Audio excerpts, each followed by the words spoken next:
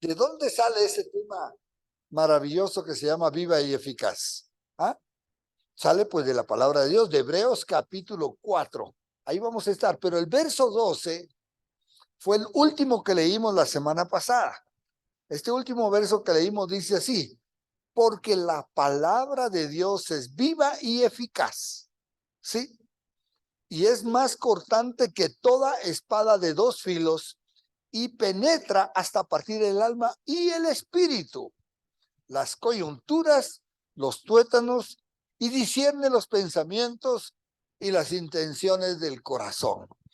Vaya, ¿quién se podría imaginar qué poder podría tener algo dicho, algo que alguien dijo? Sabemos que hay palabras célebres, hay muchas personas que han, por decirlo así, inmortalizado su nombre por haber sacado una palabra célebre, una oración, una palabra, una frase, algo que impacta, ¿no es cierto? Y hay algunos que han hecho mucho de esto, pero nadie puede atribuirse que todo un libro sea un impacto para alguien. Y este es el caso de la Biblia, que se llama Biblia porque contiene 66 libros. Es como de donde viene la palabra biblioteca. Biblia es biblos, es libros. Tiene 66 y todos ellos tienen el poder de haber sido hechos inspirados por el Espíritu Santo, con este poder.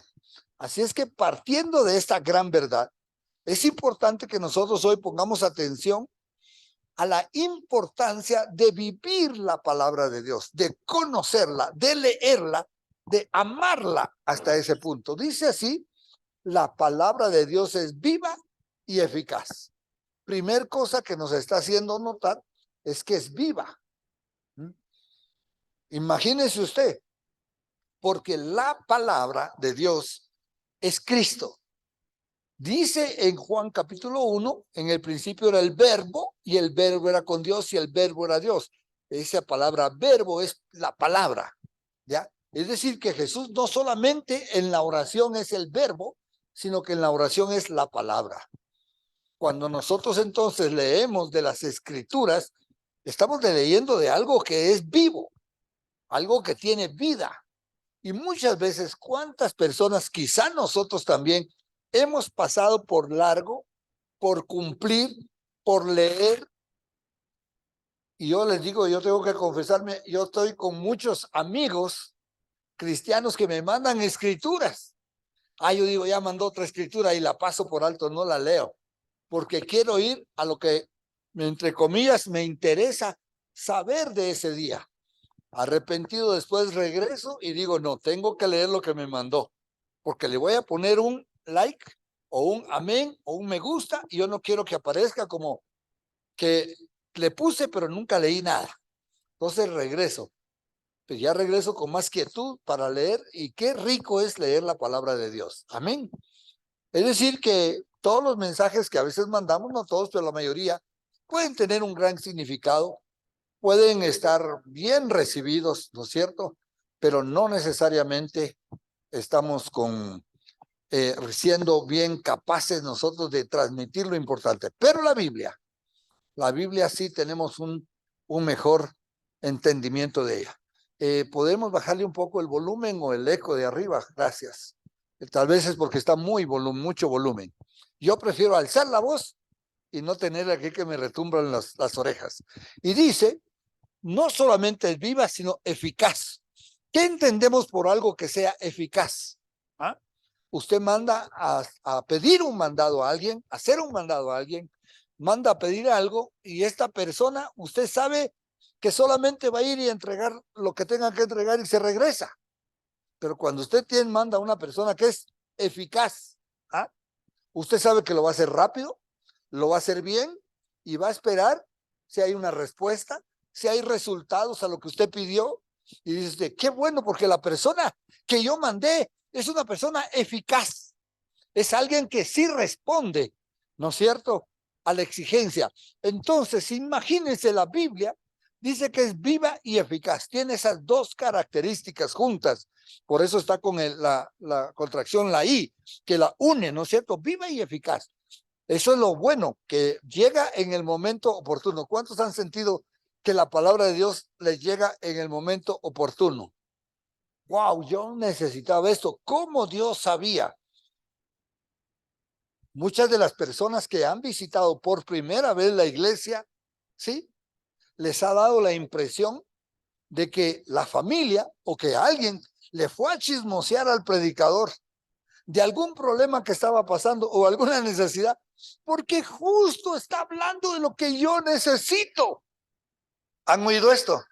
Y es por eso, porque la persona siente que el mensaje que recibe es vivo, tiene vida en sí mismo, porque lo saca de ese estado de aletargado, de quedado, y no solamente eso, sino que es eficaz, porque llegó justo a tiempo, eficazmente, ¿no? Y no cuando dice, bueno, ya llegó tarde, qué pena. Y ahí es donde el efecto de la palabra de Dios es tremendo sobre nosotros. Dice que es más cortante que toda espada de dos filos. Casi no tenemos mucho acceso a las espadas, pero la espada que es la espada mejor es aquella que tiene filo por ambos lados de la hoja y está bien afilada, es decir, sus cuatro lados tiene suficiente filo. La persona que puede golpear de este lado puede golpear en la ida y puede golpear en el regreso. Y la espada que tiene los filos puestos en las hojas, en la hoja de la espada, va a lograr su efecto.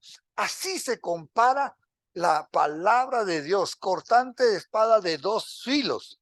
Quiere decir que la eficacia de un instrumento, la eficacia de lo que yo necesito, si no me da por aquí, me da por allá. Otra experiencia que hayamos tenido con la palabra de Dios, ¿no es cierto? Que dice uno, bueno, no solamente me está respondiendo esto, sino que también me está dando una dirección hacia dónde ir, me está indicando qué tan mal estuve, me está quitando lo que está de más de mí. Es decir, eso es magnífico. Alguien había dicho, se corrió la idea de que la Biblia es la palabra de Dios, esta es la espada, ¿no es cierto? Pero algunos la agarran como garrote, porque se defienden con ella. Están dando de garrotazos con la Biblia. Y no se trata del instrumento Biblia, sino que la palabra es el contenido de lo que dice. Las palabras tienen propósito. Lo puse en el boletín, en la parte de adentro, hay una escritura que dice, de esta manera, dice, el espíritu es el que da vida. Escuche esto, el que da vida es el espíritu, ¿sí? La carne para nada aprovecha. Las palabras, dijo Jesús, que yo les hablo, son espíritu y son vida. Las palabras que Jesús nos dio aquí en la Biblia, las palabras dadas por él son espíritu y son vida. Espectacular. Entonces yo estoy no con un libro de letras muertas, sino que con un libro que abre el entendimiento, que me abre el corazón, que cambia y a veces me redarguye de pecado y de juicio. Me pone en un punto contra la pared que yo tengo que decir, bueno, tengo que decidir si sigo mis malos caminos, aunque me traigan algún deleite en la carne, o si me arrepiento de esto y me vuelvo a Dios. El propósito de la eficacia de la palabra de Dios es que quiere que regreses al camino correcto. Así es que cuando usted lea la palabra de Dios, siempre pídale a Dios que se la revele, que le habla. Yo recuerdo que mi hermana me dijo un día, Luis, yo quiero leer la Biblia, pero en la noche me da mucho sueño. Y en la mañana me despierto tarde, ya con las justas para irme. ¿Qué prefieres? Le digo, ¿quedarte más tiempo durmiendo en la noche, leyendo? No, preferiría madrugar un poco. ¿Cuánto? Media hora antes. Bueno, pídele a Dios que te despierte. Ella se quedó así como pedirle a Dios que me despierte, ¿no? Si a veces ni el reloj le despierta. Y efectivamente dice que en la mañana abrió los ojos, dijo, no puede ser que sean, por decirles, ¿no? Las 5:30 de la mañana. No puede ser, dijo ella. y vio el reloj y eran las 5:30 de la mañana, la hora en que ella dijo, voy a leer la Biblia. Entonces ya estaba muy despierta, había despertado y así empezó su peregrinaje por la lectura de la palabra de Dios, siendo guiado por Dios y teniendo una experiencia personal con Dios de un trato especial y ante todo que la palabra de Dios tuviera un efecto de que al ser leída fuera cambiando la persona. Esto es algo extraordinario. ¿Sí? Dice que penetra hasta partir el alma y el espíritu. ¿Algún psicólogo acá? ¿No? ¿Cuánto creen ustedes que darían los psicólogos? Gracias. ¿Cuánto creen ustedes que un psicólogo o la psicología o la universidad psicológica diera? ¿Cuánto creen ustedes que podría pagar la universidad de psicología por alguien que le llegue y le llegue a decir, mire, tengo la metodología, tengo la manera de poder penetrar hasta partir el alma de la persona y el espíritu? Ellos estudian el comportamiento de la mente, el comportamiento del ser humano, y mediante el comportamiento y la mente del ser humano, pues pueden aplicar sus métodos psicológicos hasta un punto, pero partir el alma, ¿con qué propósito usted partiría el alma? ¿Ah? Pues obviamente cuando uno hace una cirugía lo hace con un propósito. El problema es que cada uno de nosotros somos bastante complicados. ¿Cuántos creen que somos medios complicados? ¿Ah? Vaya si no nos conocemos. Y a veces no. Yo soy tranquilo, pero hoy aquí tenemos gente normal. Gente que sí reconoce lo complicado que somos. La palabra de Dios es capaz de partir el alma. Como es como una espada de dos filos, va a ir y manejada por Dios, dirigida por Dios, viva porque es Dios el que está obrando, va penetrando. Cuando Dios hace una sanidad, yo pienso que Él hace una cirugía en la sanidad. Él pone algo, si es que falta, corta y quite algo y es el médico por excelencia. Y alguien dice, pero ¿cómo me sané? ¿Cómo se quitó el tumor? ¿Cómo es que de repente resulté sano? Por el poder de la palabra de Dios. Porque la palabra de Dios es viva. Pero aquí nos dice que penetra hasta partir el alma y por último el espíritu. Si se supone que el alma, tanto el alma como el espíritu, son abstractos, es decir, no puedo tocar el alma, como tampoco puedo tocar el espíritu, pero existen. La palabra de Dios, como tampoco es una espada física, sino que está diciendo que es como una espada de dos filos, esa espada es espiritual en las manos de Dios. El mejor cirujano, alguien que puede entrar. Y mi vida complicada. Y mientras más complicada sea mi vida, ¿qué harían ustedes si tienen una situación complicada, física? Van con un experto, ¿no? Un médico general, ¿qué les va a decir? Normalmente un médico general lo puede conducir a alguien más, le puede ayudar un poco, pero hasta ahí nomás, porque no es su especialidad. Y como dice, le da un paliativo. Para que no se vaya mal, llévese un par de pastillas para el dolor. Para que no se vaya con dolor, le puede rebajar el dolor. Pero ¿qué pasa? Ese consciente los médicos que ahora hay especialidades, le va a mandar con un especialista. La verdad es que con la palabra de Dios y Dios es el especialista. Así es que si usted ha probado con Dios y usted cree que no le ha dado resultado y se va al médico y por ahí le da resultado o medio resultado, ¿usted con quién se va a quedar? Con el médico, pues, porque el médico me está tratando y me está llegando al punto. Bueno, continúe con el médico para que le siga ayudando, pero yo le recomiendo que mientras está con el médico regrese a Dios y diga, bueno, Señor, aquí me abro contigo. ¿Me duela o no me duela? ¿Cuántos saben que cuando van al médico a veces les toca pasar dolor? Y a veces cuando vamos con Dios nos toca pasar dolor. Aunque Él lo va a hacer con mucho cuidado, hay cosas que están muy arraigadas en nosotros, las cosas del alma. Decimos cuando una persona es problemática, decimos que es una persona almática. Ya le tenemos clasificado. Uy, este es un almático. ¿Por qué? Porque yo le digo cualquier cosa ya. ¿Por qué me dices? ¿Ah? ¿Me estás ofendiendo? No me mires así. Y uno, ¿y cómo te puedo mirar? ¿Le ha pasado o usted es el almático? No levante la mano. Porque a veces puede ser que uno sea, ¿no? Entonces, una persona almática necesita ponerse en las manos de Dios. Él con su palabra, por su palabra poderosa, puede ir a penetrar hasta el alma. No, dice usted, pero lo que pasa es que cuando yo reconozco que soy almático me van a ver mal. O es porque yo estoy mal, o porque es mi culpa. Hay muchas personas que no quieren reconocer un problema almático porque piensan que se están autoculpando de algo. Y a veces los problemas del alma vienen por situaciones que sufrieron las personas en su infancia. ¿Ya? Y entonces la psicología también lo dice, se levanta un mecanismo de defensa inconsciente en el hombre para estar siempre a la,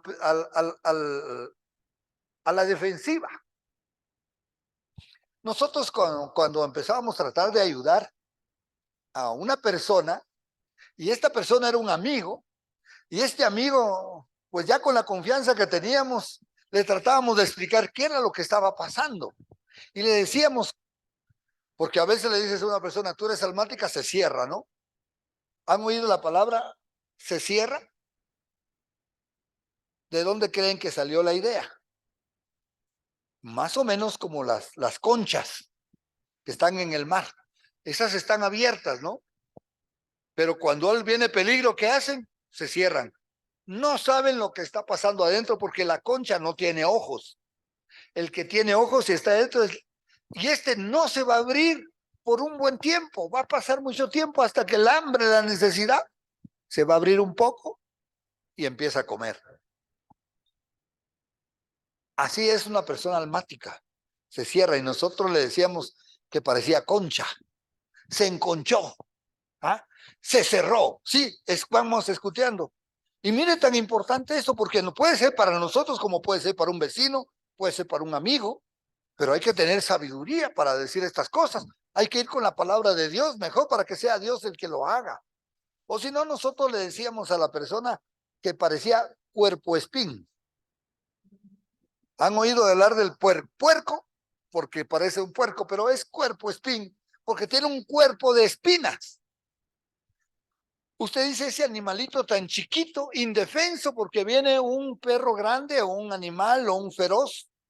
Y usted dice, ¿por qué no huye tan fácilmente? Porque lo que hace es todas las espinas que están echadas para atrás, de repente les da vuelta y se vuelve un manojo de espinas.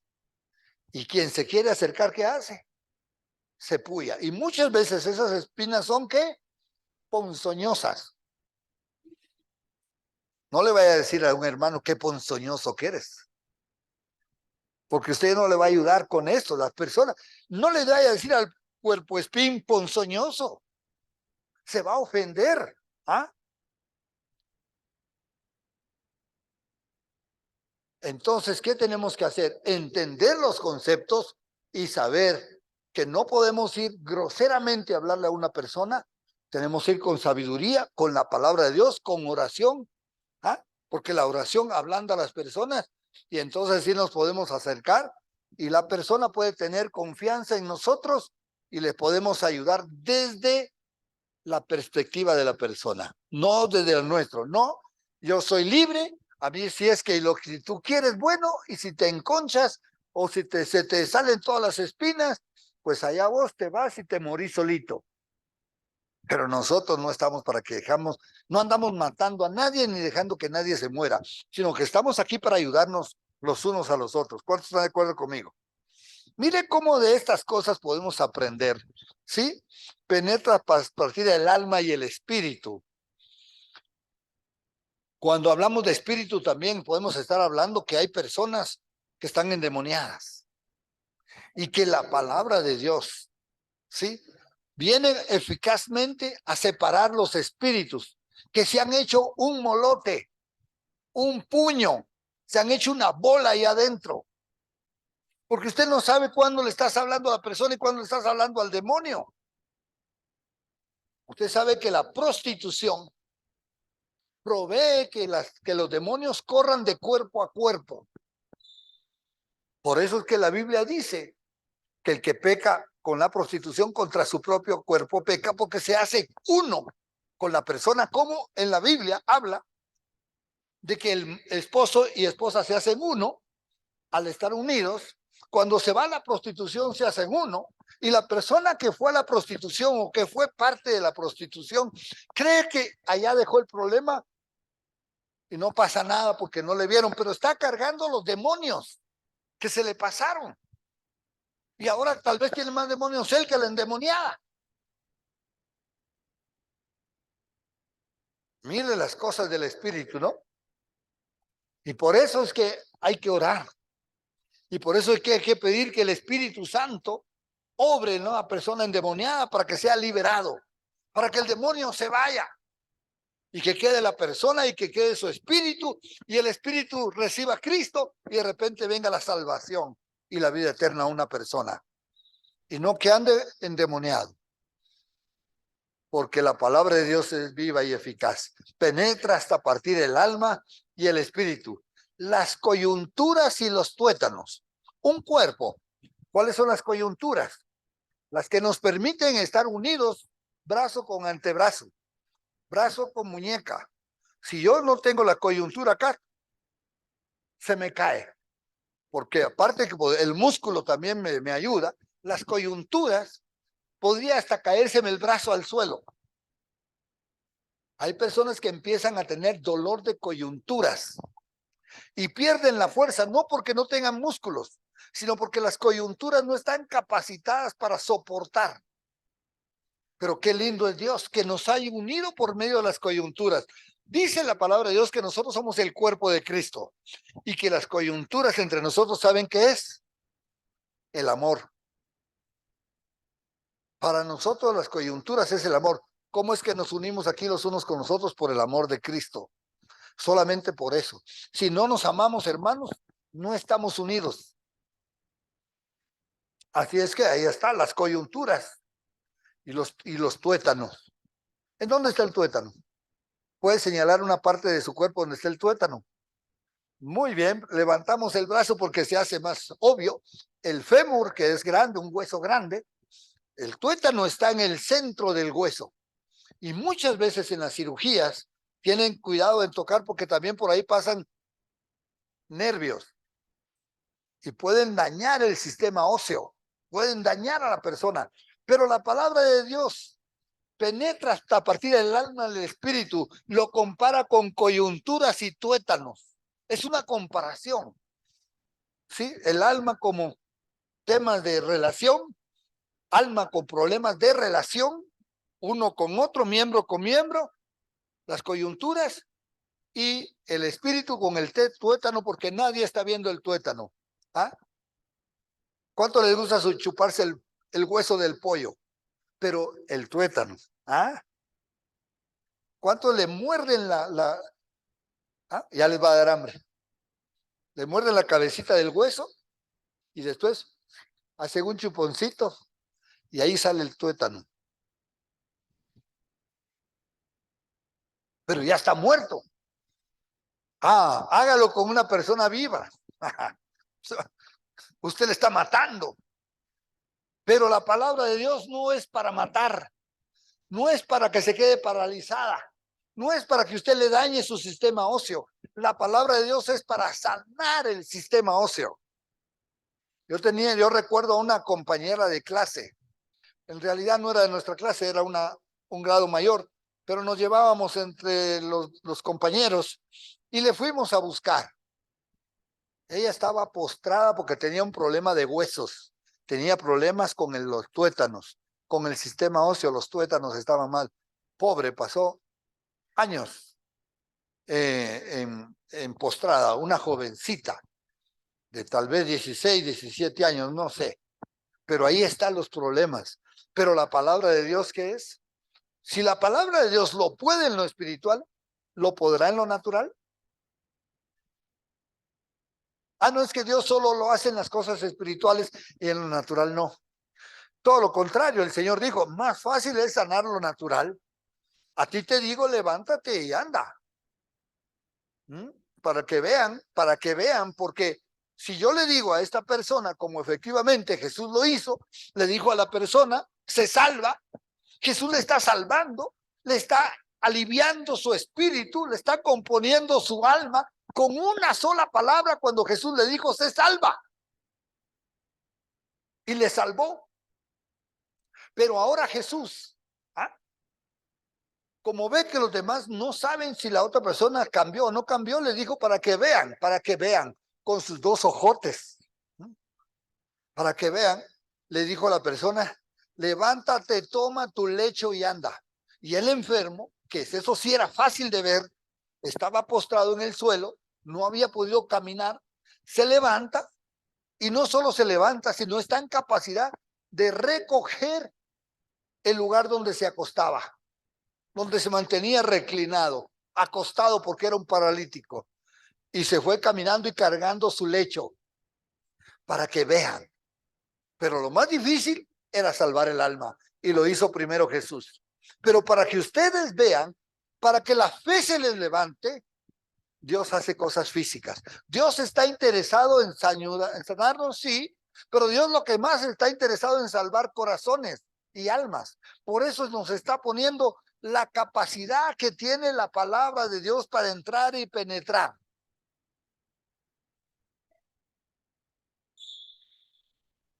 Aparte de eso, imagínense, discierne entre los pensamientos y las intenciones del corazón. ¿Han oído cuando alguno de ustedes le han dicho, ya sé lo que estás pensando, ya sé lo que quieres hacer, y usted está así, todo asustado? ¿Y cómo sabe lo que quiero hacer?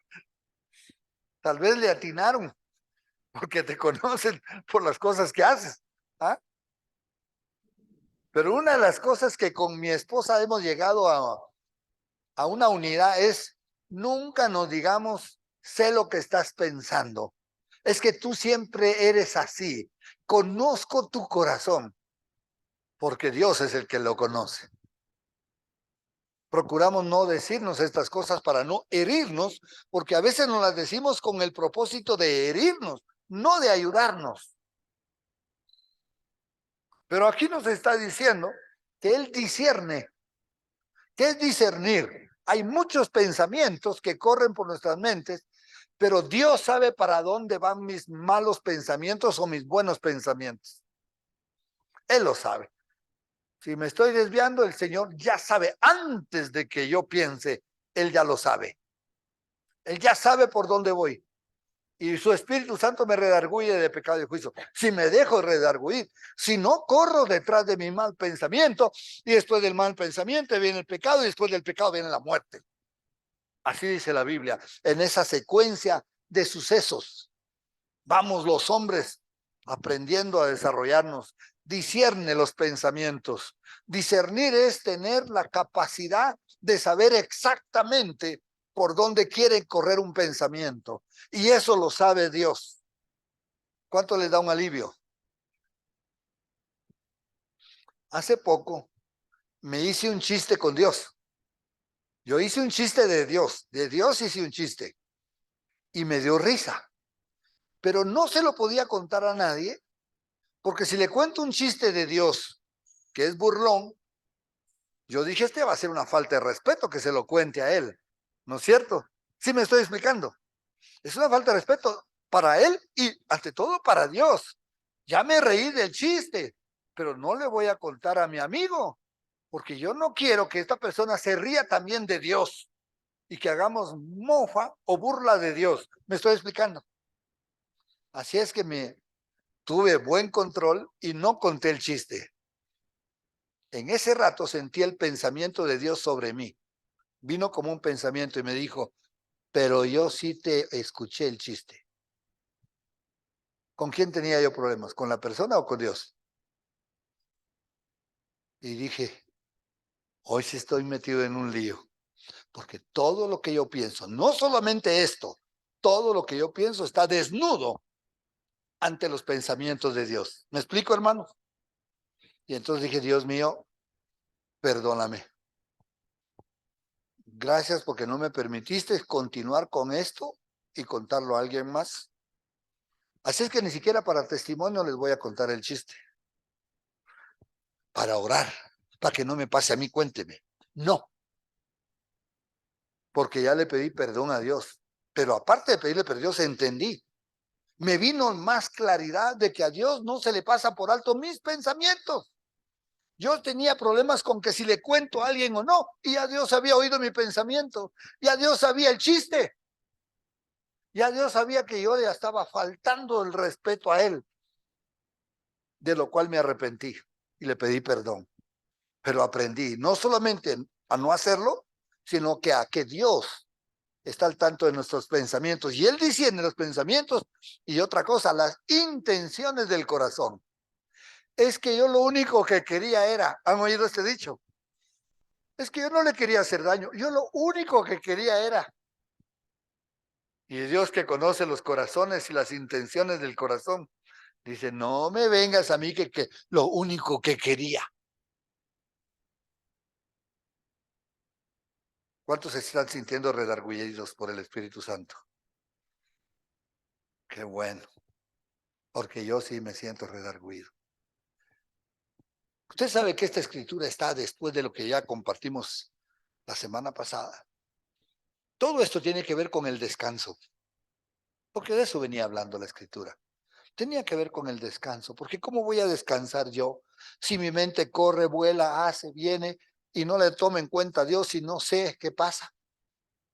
¿Cómo voy a descansar si no sé cómo manejar? Pero ahora ya sé que con la palabra de Dios y dejándole que el Espíritu Santo entre a mi corazón y me guíe y me moldee, yo voy a saber cómo manejar estas cosas para que yo me mantenga en el descanso del Señor. Sigamos al verso 13. Dice así, y no hay cosa creada que no sea manifiesta en su presencia. Antes bien, las cosas están desnudas y abiertas a los ojos de aquel a quien tenemos que dar ¿qué? Cuenta. Qué escritura más maravillosa.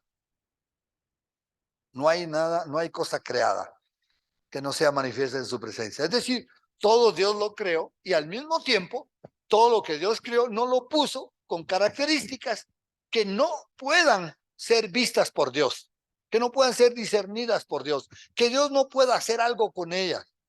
No es que Dios dice, no es como esta gente, ¿no? No, yo no estoy seguro quién creó el COVID.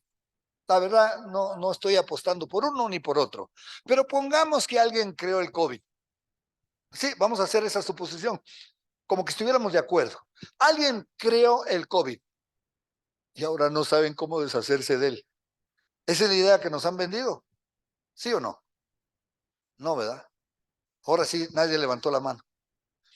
¿Cuántos habían oído que alguien creó el COVID?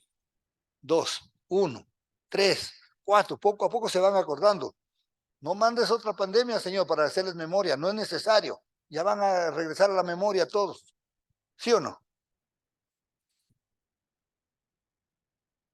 Entonces, si este que lo creó, ¿por qué no viene y se deshace de su creación?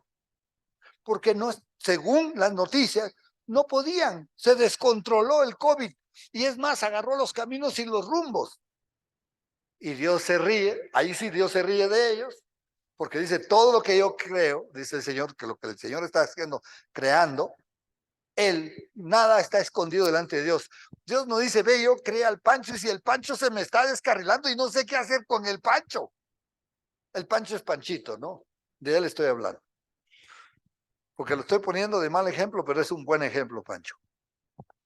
Ay, la Vero, cómo le quiere. Sí, me explico. Es decir, Ninguno de nosotros llega a un punto delante de Dios que dice, no, Dios, conmigo tú no puedes. Ay, dice el Señor, que no puedo contigo. ¿Sí sabe que yo era berrinchudo, caprichoso, insolente? Nadie creería eso, ¿no? Por la aureola que me están viendo aquí, nadie lo cree. Pero de muchacho, de niño, yo era caprichudo, berrinchudo, yo hacía lo que me daba la gana. Era el menor de la casa. Y cuando ya no podía hacer nada porque mis hermanos eran mayores, mi papá ya me tenía ahí y mi mamá, ¿saben qué hacía? No se pueden ni imaginar. Empezaba a hacer fuerza con la cara y en la cabeza para que la sangre se me subiera y se me inflaban las venas. No voy a hacer eso porque es feo. Y me transformo, Vero. Y mi mamá y mis hermanos, no, mi hijo, no haga eso. Como que dice, haga lo que le da la gana con tal de que no se nos muera. Que no se le vaya a reventar esa vena. Porque las venas de aquí se me hacían así porque yo ya sabía cómo, había ejercitado el berrinche y yo sabía cómo ponerme rojo, ya soy rojo de por sí, pero yo me ponía, ¿sí? Rojo, y las venas se me resaltaban y me decían, no, mi hijo, no, ya no le vamos a hacer nada. Había logrado el berrinche. Hágale eso a Dios, a ver cómo le va. Yo le quise hacer a Dios, por supuesto, y me fue muy mal. ¿Ah?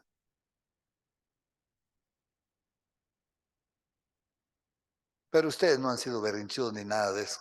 Se ven tan lindos ahí sentados todos. El tema es, hermanos, que no hay nada escondido de ninguno de nosotros que fuéramos capaces de negarle a Dios la posibilidad de que Él pueda hacer algo con nosotros. No hay nada encubierto, no hay nada creado que no sea manifiesto a su presencia. Cuando Dios se manifiesta a su presencia, lo llena todo, no hay nada que se pueda detener delante de la presencia de Dios. Antes bien, escuche, el antes bien me gusta. Todas las cosas están ¿qué? Desnudas y abiertas a los ojos de aquel a quien tenemos que dar cuenta. ¿Cómo esconderme de su presencia? ¿Cómo hacerle berrinche a Dios? Y hay algunos que todavía nos atrevemos a hacerle berrinches a Dios. No a mi estilo, cada quien tendrá su propio estilo. Pero yo he ido, están peleados con Dios. Ya no sé cómo alguien se puede pelear con Dios, pero sí me he encontrado algunos que por lo menos lo dicen. No, yo estoy peleado con Dios. Es que él se peleó de Dios porque de chiquito le pasó esta situación y lo otro. Estaba molesto con Dios porque su hermano menor murió y nadie le supo dar una explicación y él agarró contra Dios y está molesto con Dios. La verdad es que puede morirse molesto con Dios, pero se puede reconciliar. Pero si tiene una pizca de arrepentimiento, Dios lo puede bendecir. Se puede arrepentir, puede volver a tener una buena relación con Dios. ¿A quién tenemos que dar cuenta en esta vida, hermanos? Nos tenemos que rendir cuentas entre nosotros, sí. A mi esposa, al esposo, al hermano, al amigo, no rendimos cuentas, a un jefe. Hay que rendirle cuentas. Pero de cosas que son, es que eso es solo mío. Entonces tiene que ver con Dios. Amén. Entonces le tenemos que rendir cuentas a Dios. Sí sabe que Dios conoce si nosotros tenemos algún pecadillo oculto o estamos manejando algo que no está bien. Pueden levantar su mano, aunque no sea culpable. Diosito, yo sí reconozco. Yo no soy esa persona, pero sí reconozco. Ah, entonces usted está diciendo sí. Sin duda alguna, yo estoy desnudo delante de Dios. Él me ve todo, Él lo conoce todo. Están abiertos, todo está abierto todo ante los ojos de aquel a que tengo que dar cuentas. Esto es Dios. Verso 14. Por tanto, hermanos santos, mire cómo nos trata Dios de lindo. Aquí ya, primero la llamada de atención y ahora la bendición. ¿Cuántos quieren la bendición? Aquí está. Por tanto, es otra vez concluyente. Hermanos, ¿qué? ¿Será que le está hablando a alguien más? Ya dijimos que somos apartados por Dios. Así es como Dios nos ve. Dios nos ve como hermanos santos. El apóstol acá, el que escribe Hebreos, dice hermanos santos, porque somos apartados, porque no estamos para quedarnos en esos lugares ocultos, escondidos, delante de aquel que lo ve todo, sino que estamos para que Dios nos vista con su presencia. Hermanos santos, y vuelve a decir algo que es hermoso, participantes del llamamiento celestial.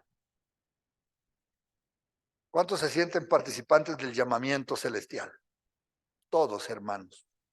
Todos somos llamados al llamamiento que participemos en el llamamiento celestial. Porque estamos llamados para ir al cielo, para heredar el cielo. Por eso es que aquí nos tenemos que pulir. Por eso es que aquí estamos nosotros dejando toda la lastra, todo lo malo, todas las cosas que no edifican, se quedan aquí, hermano. Y Dios está haciendo, puliendo su iglesia. Dios está preparando una iglesia pura, limpia y sin mancha. Así dice la Biblia. Y yo estoy en ese proceso. Y cada día tenemos que caminar en esa limpieza y en esa santidad. Porque me llamó santo. Gracias, Padre. No me lo merecía, pero tú me llamaste santo. Y ahora me has hecho partícipe del llamamiento celestial. Y entonces, para poder caminar en esa dimensión, sigue diciendo, consideremos al apóstol y sumo sacerdote de nuestra profesión, Cristo Jesús. Tenemos que considerar cómo él vivió, cómo lo hizo. En esa consideración, por eso es que yo veo el sufrimiento de Cristo, porque eso me hace notar que él lo hizo por mí, que él sufrió por mí, que para qué yo estoy dando el qué hacer en esta tierra, cuando ahora soy la persona que puede ser parte de la edificación y no parte del problema. ¿Cuántos queremos ser parte de la edificación del cuerpo de Cristo en vez de ser el problema? El que se quiere quedar en el problema va a patinar. ¿Qué quiere decir eso de patinar? Que cree que está avanzando, pero no. Porque el camino es para allá, dijo el Señor, y usted está yendo del lado contrario, está patinando. Considerar al apóstol y sumo sacerdote de nuestra profesión.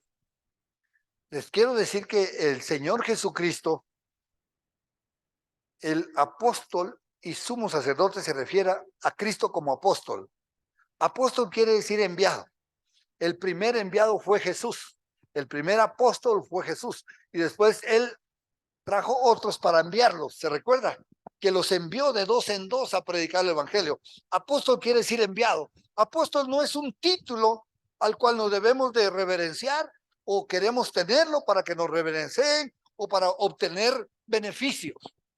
El apóstol es aquel que es enviado y obedece a su Señor. Amén. Y Cristo como apóstol obedeció al Padre. El primer apóstol, Cristo Jesús. Y sumo sacerdote. De esto déjenme explicarles un poquitito más. El sumo sacerdote viene del grupo de los sacerdotales. En Israel habían 12 tribus. Una de las tribus era de los sacerdotes. Eran los levitas, de Leví.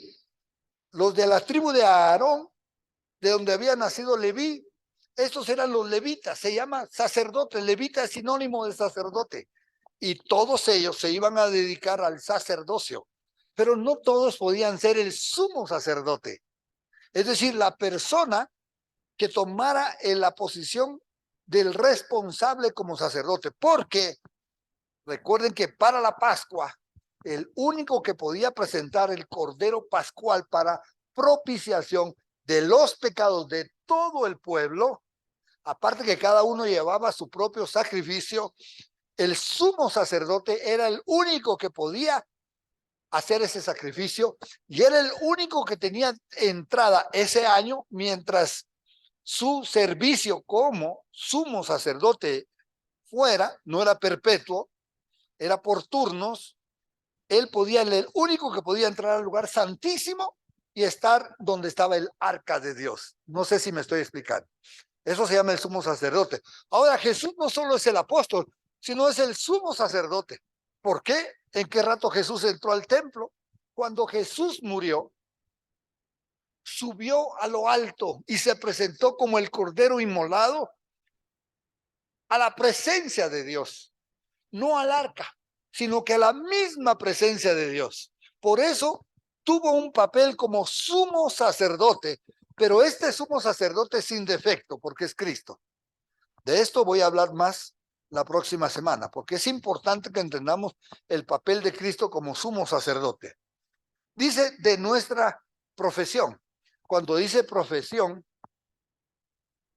no se refiere a la profesión de arquitecto, abogado, maestro o cualquier cosa, sino que a lo que profesamos. ¿Qué profesas tú? A veces, para saber de qué religión es una persona, le preguntan qué religión profesa. Hemos escuchado la palabra siendo usada de esta manera que yo la estoy usando. ¿De qué religión profesa usted? ¿Han oído algo de esto? Si es así, si no levantan la mano, por lo menos muevan la cabeza así, de arriba para abajo. Así yo entiendo que usted está despierto. Y si piensa que no ha oído, hace así y yo le entenderé que no entendió o que no sabe. A ver, vamos a hacer la siguiente prueba. ¿Cuántos entienden esta palabra de que profesión aquí es lo que a lo que usted se dedica, lo que usted hace, cómo ejerce usted su fe, cómo profesa usted su fe? ¿Están de acuerdo? Qué lindos que son. Bueno, no todos, pero ahí estamos, hermanos. Pero dice, consideremos aquel apóstol, ahora entendemos por qué se le llama apóstol, y sumo sacerdote, lo entendemos también, de nuestra profesión, porque nosotros estamos profesando que creemos en este sumo sacerdote, que estamos profesando que recibimos los beneficios de Cristo como sumo sacerdote, que recibimos el apostolado de Cristo porque le seguimos como el principal apóstol, amén, y nosotros porque estamos profesando, haciendo, viviendo la fe que nos es pedida, la profesión Cristo Jesús.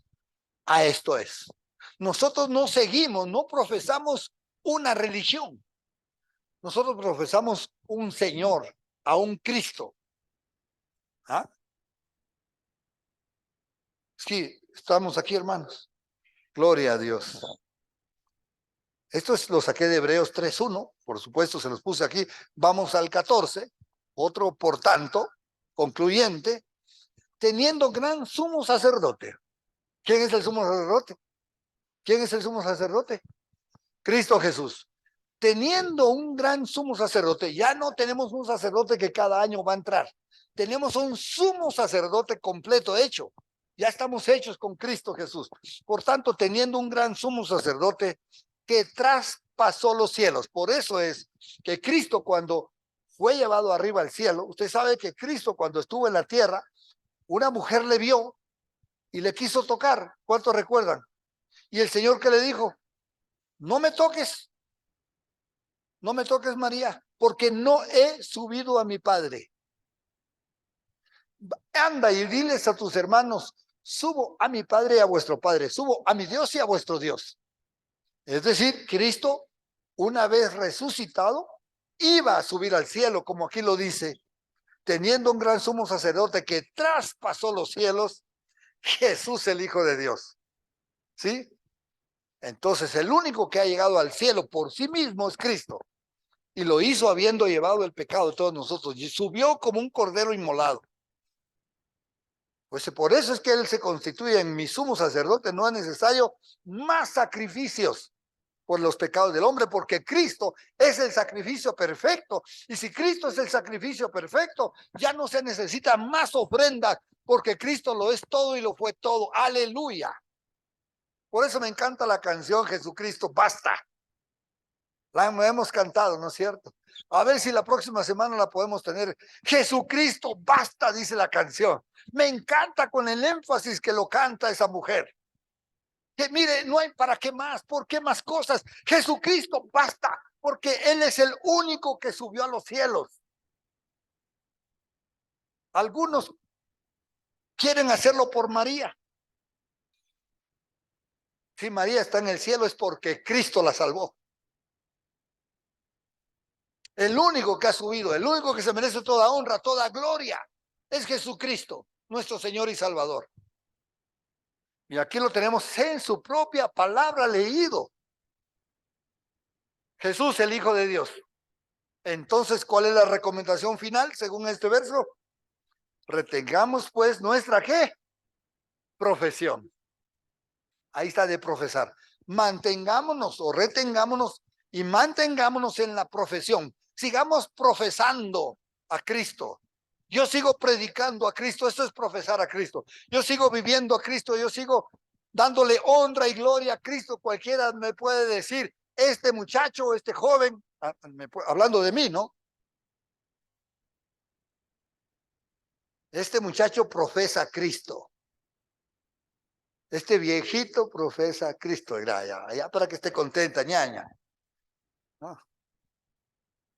No me importa la edad, me importa con quién estoy. Amén. Qué lindo, retengamos nuestra profesión. ¿Cuántos están animados en retener la profesión que es Cristo Jesús? Pongámonos de pie, por favor. Vamos a ver esta última parte que dice, por tanto, otra palabra interesante, hermanos, ¿qué? Por tanto, hermanos, ¿qué? Santos. Sí leen, ¿no es cierto? ¿Con qué razón estaban leyendo la otra página? Gracias. Ahora sí, yo decía, ¿por qué no me agarran la onda? Si son tan buenazos para agarrar la onda. Por tanto, ¿qué, hermanos, qué? Santos, mire cómo nos vuelve a decir.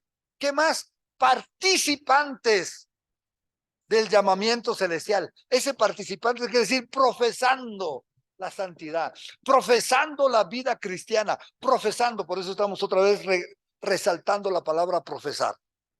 Hermanos santos, participantes del llamamiento celestial, ¿qué más dice? Considerar al apóstol y sumo sacerdote de nuestra profesión, Cristo Jesús. Aleluya. Aleluya. Porque no tenemos un sumo sacerdote que no pueda compadecerse de nuestras debilidades. No tenemos un sumo sacerdote como es Cristo Jesús que no pueda compadecerse de nuestras necesidades, sino uno que fue tentado en todo según nuestra semejanza, pero ¿qué? Sin pecado. Por eso Él se constituye en el sacrificio perfecto. Él se convirtió no solo en el sumo sacerdote, sino que en el sacrificio, en el cordero. Él dijo, aquí el cordero el Cordero de Dios que quita el pecado del mundo, porque Él como Cordero se sacrificó por nosotros y subió como un Cordero inmolado, traspasó los cielos y el Señor le dio toda honra y toda gloria. Amén, pero sin pecado. Acerquémonos pues. Esta es una invitación. Confiadamente. ¿A dónde? Al trono de su gracia. Para alcanzar misericordia y hallar gracia para el oportuno socorro. ¿Es digno Jesucristo de honra? ¿Es digno de alabanza? Es digno que le honremos y le glorifiquemos. Padre, te damos gracias. Esta mañana maravillosa, Señor, en que tu palabra es puesta, Señor, delante de nosotros para agarrarnos de ella, para decir qué hermosa es, porque tu palabra eres tú, Cristo Jesús. Cuando hablamos de tu palabra, hablamos de Cristo. Cuando hablamos de tu palabra, hablamos de esa espada de dos filos, Señor, poderosa, Espíritu Santo, que entras y penetras hasta tocarnos a nosotros. No hay nada encubierto delante de ti, Señor. Ante ti estamos todos desnudos y tú lo conoces todo. Por lo tanto, perdona, Señor, todo pecado, toda iniquidad. todo mal pensamiento. Queremos estar siempre libres delante de ti, libres de todo pecado. Señor, llenos de tu gracia y de tu amor.